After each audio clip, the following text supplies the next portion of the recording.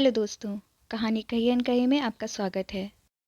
शहर भर में डॉक्टर मिश्रा के मुकाबले का कोई डॉक्टर न था। उनकी प्रैक्टिस खूब चढ़ी बढ़ी थी। यशस्वी हाथ के साथ ही साथ वे बड़े विनोदप्रिय, मिलनसार और उदार भी थे। उनकी प्रसन्न मुख और उनकी उत्साहजनक बातें मुर्दों में भी जान डाल देती थीं। रोता हुआ रोगी भी हंसने लगता था।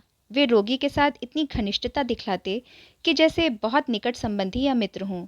कभी कभी तो बीमार की उदासी दूर करने के लिए, उसके हृदय में विश्वास और आशा का संचार करने के लिए वे रोगी के पास घंटों बैठकर न जाने कहाँ कहाँ की बातें किया करते। इन्हें बच्चों से भी विशेष प्रेम था। यही कारण था कि वे जिधर से निकल जाते बच्चे उनसे हाथ मिलाने के लिए दौड़ पड़ते, और सबसे अधिक बच्चों को अपने पास खींच लेने का आकर्षण उनके पास था। उनके जेब की मीठी गोलियां जिन्हें वे केवल बच्चों के लिए ही रखा करते थे। वे होम्योपैथिक चिकित्सक थे। बच्चे उनसे मिलकर बिना दवा खाए मानते ही ना थे, इसलिए उन्हें सदा अपने जेब में बिना दवा की गोलियां रखनी पड़ती थीं। एक दिन इसी प्रकार बच्चों ने उन्हें आ घेरा। आज उनके तांगे पर कुछ फल और मिठाई थी, जिसे डॉक्टर साहब के एक मरीज ने उनके बच्चों के लिए रख दिया था। डॉक्टर साहब ने आज दवा की मीठी गोलियों के स्थान में मिठाई देना प्रारंभ किया। उन बच्चों में एक 10 वर्ष की बालिका भी थी, जिसे डॉक्टर साहब ने पहली ही बार अपने इन छोटे छोटे मित्रों में देखा था। बालिका की मुखाकृति और विशेषकर आंखों में एक ऐसी भोली और चुभती हुई मोहकता थी कि उसे स्मरण रखने के लिए उसके मुख की ओर दूसरी बार देखने की आवश्यकता न थी।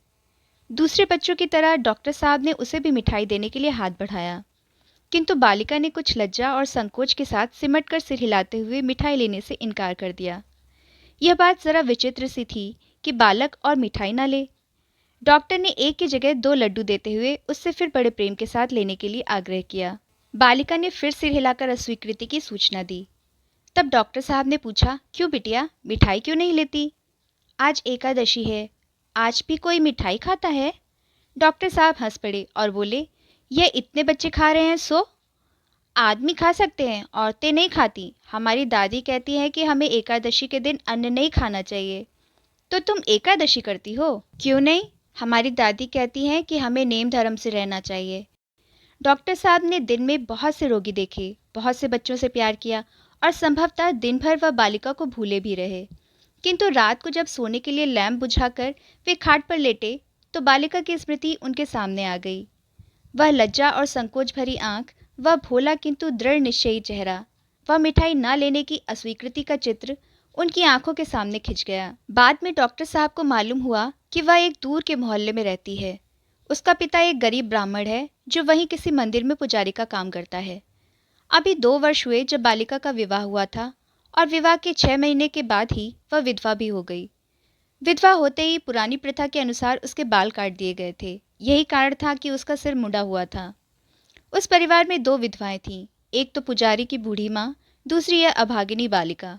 एक का जीवन अंधकारपूर्ण भूतकाल था, जिसमें कुछ सुख स्मृतियां धुंधली तारिकाओं की तरह चमक रही थीं। दूसरी के जीवन में था अंधकारपूर्ण भविष्य। परंतु संतोष इतना ही था कि वह बालिका अभी उससे अपरिचित थी।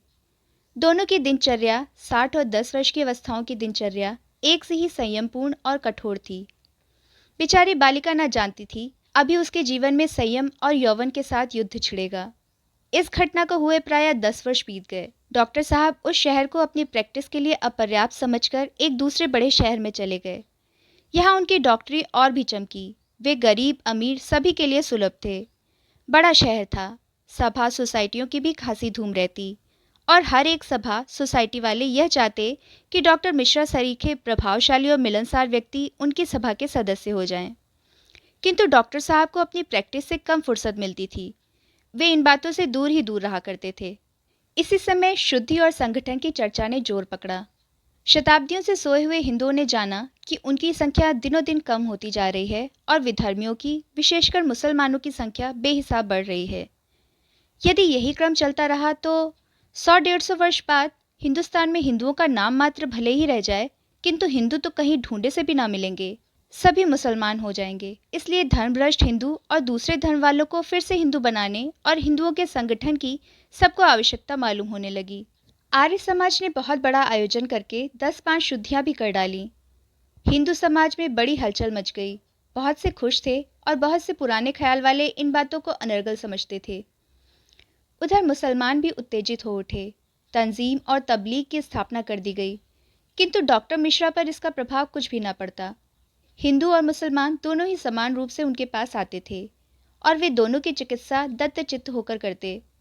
दोनों जाति के बच्चों को समान भाव से प्यार करते। उनकी आंखों में हिंदुओं का शुद्धि संगठन और मुसलमानों का तंजीम तबलीग व्यर्थ के उत्पाद थे। एक दिन डॉक्टर साहब अपने दवाखाने में बैठे थे कि एक घबराया हुआ व्यक्ति, जो देखने में बहुत साधारण परिस्थिति का मुसलमान मालूम होता था, उन्हें बुलाने आया। डॉक्टर साहब के पूछने पर उसने बतलाया कि उसकी स्त्री बहुत बीमार है। लगभग 1 साल पहले उसे बच्चा हुआ था। उस समय वह अपने माँ बाप के घर थी। देहात में उचित देखभाल न हो सकने के कारण वह बहुत बीमार हो गई। तब रहमान उसे अपने घर लिवा लाया, लेकिन दिनों दिन तबीयत खराब ही होती जाती है। डॉक्टर साहब उसके साथ तांगे पर बैठकर बीमार के देखने के लिए चल दिए। एक तंग गली के मोड़ पर तांगा रुक गया। यहीं जरा आगे कुलिया से निकलकर रहमान का घर था। मकान कच्चा था। सामने के दरवाजे पर एक टाट का पर्दा पड़ा था, जो 2-3 जगह से फटा हुआ था। उस पर किसी ने पान की पीक मार दी थी, जिससे मटियाला सा लाल धब्बा बन गया था। सामने जरा सी छपरी थी और बीच में एक कोठरी। यही कोठरी रहमान के सोने उठने बैठने की थी और यही रसोई घर भी थी। रहमान बीड़ी बनाया करता था। गीले दिनों में यही कोठरी बीड़ी बनाने का कारखाना भी बन जाती थी, क्योंकि छपरी में बौछार के मारे बैठना मुश्किल हो जाया करता था।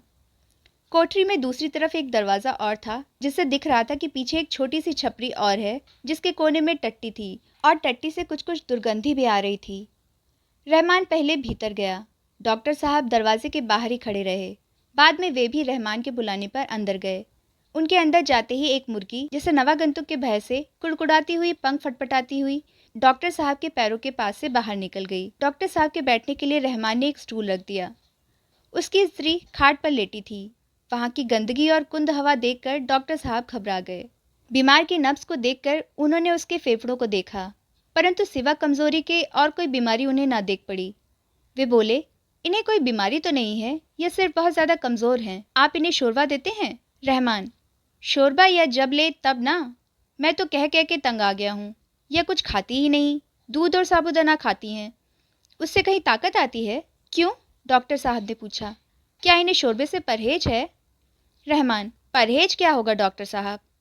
कहती हैं कि हमें हजम ही नहीं होता। डॉक्टर साहब ने हंसकर कहा, वाह, हजम कैसे ना होगा? हम तो कहते हैं सब हजम होगा। डॉक्टर साहब, इतनी मेहरबानी और कीजिएगा कि शोरबा इन्हें आप ही पिला जाइए, क्योंकि मैं जानता हूँ यह मेरी बात कभी ना मानेंगी। डॉक्टर साहब रहमान की स्त्री की तरफ मुड़कर बोले, कहिए, आप हमारे कहने से तो थोड़ा शोरबा ले सकती हैं ना? हजम कराने का जिम्मा हम लेते हैं। उसने डॉक्टर के आग्रह का कोई उत्तर नहीं दिया, सिर्फ सिर हिलाकर अस्वीकृति की सूचना ही दी। उसके मुख पर लज्जा और संकोच के भाव थे। उसका मुंह दूसरी तरफ था, जिससे साफ जाहिर होता था कि वह डॉक्टर के सामने अपना मुंह ढांक लेना चाहती है। डॉक्टर साहब ने फिर आग्रह किया, आपको आज मेरे सामने थोड़ा शोरबा लेना ही पड़ेगा, उससे आपको ज़रूर फ़ायदा होगा। इस पर भी उसने अस्वीकृति सूचक सिर हिला दिया, कुछ बोली नहीं। इतने से ही डॉक्टर साहब हताश न होने वाले थे। उन्होंने रहमान से पूछा कि शोरबा तैयार हो तो थोड़ा लाओ, इन्हें पिला दें। रहमान उत्सुकता के साथ कटोरा उठाकर पिछवाड़े साफ करने गया।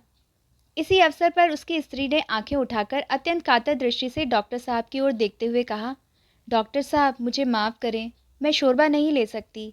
स्वर कुछ परिचित सा था और आंखों में एक विशेष चितवन, जिससे डॉक्टर साहब को चकराए।